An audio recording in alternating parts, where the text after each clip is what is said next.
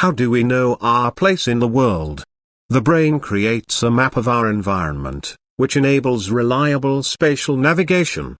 The Nobel Prize was awarded in 2014 for research into how this navigation system works at the cellular level, otherwise the discovery of the brain's internal GPS.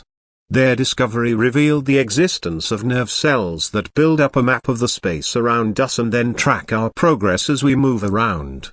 A worsening sense of orientation is one of the first signs of the Alzheimer's disease. Alzheimer's disease leads to the symptom of spatial disorientation at an early stage in the course of the disease. The loss of spatial orientation is a major limitation in everyday life for people suffering from Alzheimer's disease.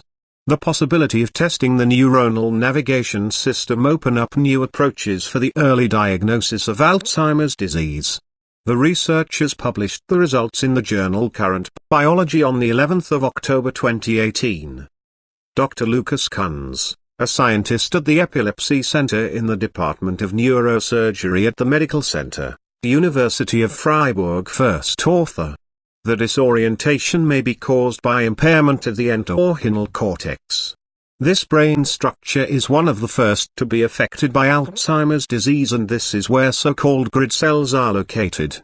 Together with place cells, these cells form fundamental components of the brain's navigation system. The scientists from Freiburg, Bochum, and Beijing have now been able to show that brain oscillations can be used to draw conclusions about the activity of grid cells. They recorded brain activity in epilepsy patients using depth electrodes from the entorhinal cortex while the participants were moving in a virtual environment. This was possible because the electrodes had to be placed in the brain anyway in preparation for epilepsy surgery. In the brain activity, they found clear indications that important characteristics of grid cells can also be measured at the network level.